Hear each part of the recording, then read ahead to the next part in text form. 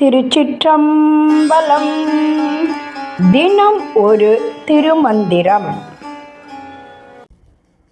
திருச்சிற்றம்பலம். வணக்கம். விளையாட்டாக ஆரம்பித்த திருமூலரின் திருமந்திரம் ஒரு வருடத்தை எட்டிவிட்டதை நினைத்து மிகவும் மகிழ்ச்சியாக இருக்கிறது. ஒளி வடிவத்தில் இதை யாவருக்கும் பகிரும் வே. முத்துலட்சுமியை பாராட்டி, மேலும் பல வருடங்கள் உங்கள் வீட்டில் திருமந்திரம் ஒலிக்க வேண்டும் என முருகனை பிரார்த்திக்கிறேன். நன்றி. திருச்சிற்றம்பலம்.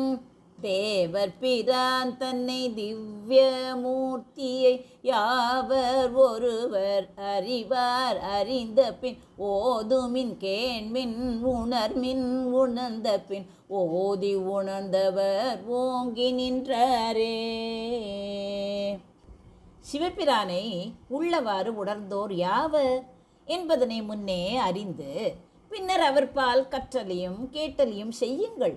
கற்றும் கேட்டும் அறிந்த பின் சிந்தித்து தெளியுங்கள்.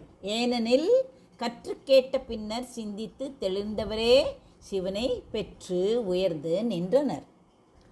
தேவர் பிரான் தனி திவ்யமூர்த்தியை என்று கூறுகிறார். எப்படி என்றால் என்ன? தேவர்களுக்கெல்லாம் தலைவனும் ஒளிமயமான திருமேனியை உடையவனுமாகிய அந்த இறைவனை யாவர் ஒருவர் அறிவார். இவ்வுலகில் யாரால் முழுமையாக அறிய முடியும்? அதாவது இறைவனின் பெருமையை அளவிடற்கு அறியது என்ற கருத்தை தெரிவிக்கிறது. அறிந்த பின் அப்படிப்பட்ட இறைவனை பற்றி சிறிதளவாவது குரு மூலமோ அல்லது நூல்கள் மூலமோ அறிந்து கொண்ட பிறகு நீங்கள் செய்ய வேண்டியவை என்ன? ஓதுமின் அவனது திருநாமங்களை இடைவிடாது ஓதுங்கள், துதியுங்கள். கேண்மின் அவனது புகழையும் பெருமைகளையும் பெரியோர்களிடம் கேட்டு தெரிந்து கொள்ளுங்கள். இது சிரவணம் என்று அழைக்கப்படுகிறது. உணர்மின் கேட்டவற்றையும் ஓதியவற்றையும் உங்கள் மனதிற்குள் சிந்தித்து ஆழமாக உணருங்கள். இதுதான் மனனம், தியானம். ஓதி உணர்ந்தவர் ஓங்கி நின்றாரே.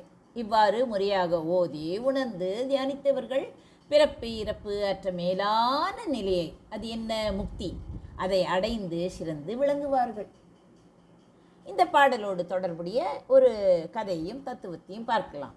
இந்த திருப்பாடலுக்கு பின்னால் ஒரு குறிப்பிட்ட புராணக் கதை என்பதை விட திருமூலர் என்னும் மகாசித்தரின் வாழ்வியல் தத்துவமே பெரிய கதையாக உள்ளது. திருமூலர் என்பவர் யார்? மூலன் என்ற சித்தர். ஆடு மேய்க்கும் மூலன் என்பவரின் உடலில் புகுந்து பசுக்களின் துயரை கண்டு இறங்கி இந்த உலகிற்கு ஞானத்தை வழங்க வந்தார். அவர் ஆண்டுக்கு ஒரு பாடல் வீதம் 3000 ஆண்டுகள் தவம் இருந்து திருமந்திரம் அருளினார் என்பது யாவரும் அறிந்ததுதான். அவர் என்ன குறிப்பை கொடுக்கிறார்? இறைவன் என்பவன் எட்டாத உயரத்தில் இருப்பவன் அல்ல என்பதைத்தான் தெரிவித்துக் கொள்கிறார். ஒருமுறை சீடன் ஒருவன் குருவிடம் வந்து, இறைவனை நான் எப்போது காண்பேன் என கேட்டான். குரு அவனை ஒரு குளத்திற்கு அழைத்து சென்று அவனது தலையை நீருக்குள் அழுத்தி பிடித்தார். சீடன் மூச்சு திணறி வெளியே வர போராடினான். அவனை விடுவித்த குரு, நீருக்கடியில் இருந்த போது உனக்கு எதன் மீது அதிக தாகம் இருந்ததப்பா என கேட்டார்.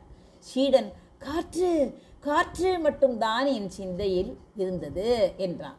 குரு சொன்னார், எப்போது உனக்கு இறைவனை பற்றிய தேடல் அந்த காற்றுக்கான தாகத்தை போல மாறுகிறதோ அப்போதுதான் நீ அவனை உணர முடியும் என்று கூறினார். அதைத்தான் திருமூலர் ஓதுமின் கேண்மின் உணர்மின் என்கிறார். வெறும் புத்தக அறிவோடு நின்று விடாமல் அதை உணர்வாக மாற்றினால் மட்டுமே இறைத்தன்மையை அடைய முடியும் என்பதே இந்த பாடல் உணர்த்தும் நீதியாகும். தேவர் பிராந்தனை திவ்ய மூர்த்தியை யாவர் ஒருவர் அறிவார். அறிந்த பின் ஓதுமின் கேண்மின் உணர்மின் உணர்ந்த பின் ஓதி உணர்ந்தவர் ஓங்கி நின்றாரே. நன்றி. வணக்கம். உமா பாலசுப்ரமணியன்.